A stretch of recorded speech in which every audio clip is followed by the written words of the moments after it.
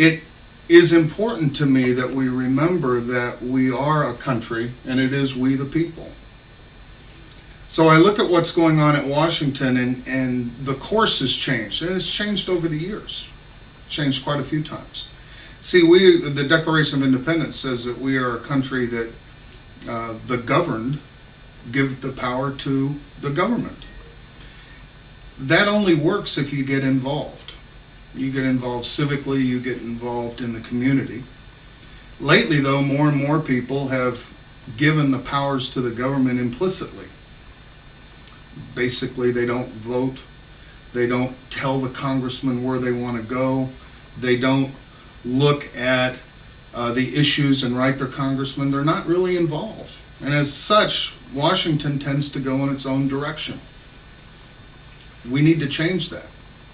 We're still the greatest and the freest nation in the world, but that whole boundary of the blessings of liberty has gone and decreased because we're not telling our politicians and the people that govern us which direction we want to go. We need to be louder. We need to be involved. So I decided after years of serving this country in various roles that now I had to run for Congress because I believe I have the principle necessary to stand up and listen to the people and change the course back to a more limited government, back to a government that we recognize again. The reason I'm running again is because we need to send people of principle down to Washington, D.C. so that we can start to create a balance between the branches of government, Congress and the executive branch.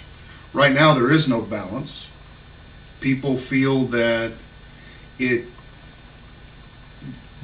business at hand is just what the party in power is saying you should go to. So I want to change that. I want to be an ally with Scott Brown. I want to get other people to join together so we can bring back a representative government. That's what we're based on. My issues are very simple. We need jobs. I collected 2,500 signatures for myself over the past 4 weeks, and it amazed me how much unemployment affects everybody. It affects those that have a job because they don't know if they're going to keep one. It affects those that don't have a job because they don't know when they're going to get one. We throw around numbers that Lawrence has a high unemployment rate of 18%, and Lowell's got an employment rate of 12%. Basically, the unemployment rate is too high across the board, across Massachusetts, across this country. So we need jobs. We need a lot of jobs. I was a small business owner. I started my first business 25 years ago.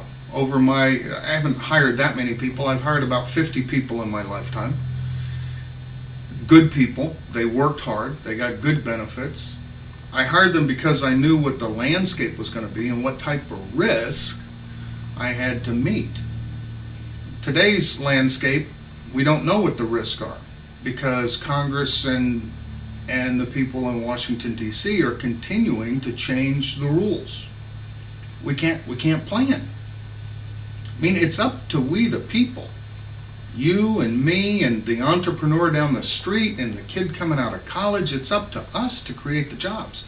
Because we're going to create jobs that good pay, good wages, they create something. Hopefully a lot of the jobs are going to be manufacturing jobs, again, because that gives more income. I know how to create jobs. You create jobs by, the second item is, we have to decrease the size of government. I read a statistic that every time a statute is created, there are about 10 to 20 regulations that are created to support that statute. If you look at a 2,000-page health care bill and realize how many statutes can come out of that and how many regulations can come out of that, that increase in bureaucracy, that paperwork, that red tape, that destroys private job creation. So I can't hire anybody because I don't know what the rules are. How many laws am I going to be in violation of? That's got to stop. We need these jobs to pay, to create the revenue to sustain this country. The third issue is One of the best ways to get government smaller is to limit the spending. I don't know about you, but I look at my 12-year-old and realize that his future is in grave doubt, because going into it, what was the latest statistic? Something like, if we look at the unfunded debt, he already owes $300,000. He's only 12 years old. I don't know how you can meet that. We're still the greatest country. If we release our spirit, if we release our Americanism, if we act the way we know how to act, we will come out of this and we can change the course, and it will become a better world, and we will be in the lead. That's where we need to be. Let me say it one more time. Each one of us, each one of our children, if we look at all of the debt that we have incurred today, and we look at all of the promises that we've given the future generations, that we've given our grandparents, that we've given our parents, promises that we must keep. If you add that cost up, it comes into about $300,000 per person over their lifetime. We cannot sustain that. And then finally, in order to get government smaller, again, we control the spending. I was talking to a congressman, an ex-congressman, about the spending bill. And it's 70 to 75% of the spending that comes out of Washington, D.C. is automatic. Someplace in the Constitution, we all know it's in the Constitution, it's not someplace, Congress is supposed to approve all spending. If it automatically increases every year by some percentage, and it's a rule by Congress, I don't see how they're actually looking line per line at what they're spending. So 70%, or let's make an easy number, let's say 50% of the $3.8 trillion budget is automatic.